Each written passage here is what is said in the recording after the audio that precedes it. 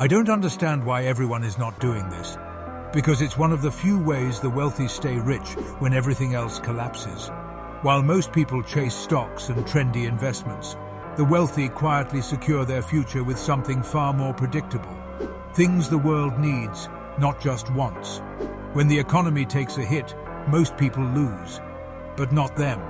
They shift their money into what keeps the world running. Oil, gold, grain, even coffee. They don't just watch prices rise, they own the reason it's happening. It's called commodities investing, where you put your money into raw materials like metals, energy, and agricultural goods. Assets that are essential in every economy, in every country, through every crisis. While others scramble, they collect. They've been doing it for decades. Now it's your turn to stop playing catch-up and start playing smart. Follow for more. Your future self will thank you.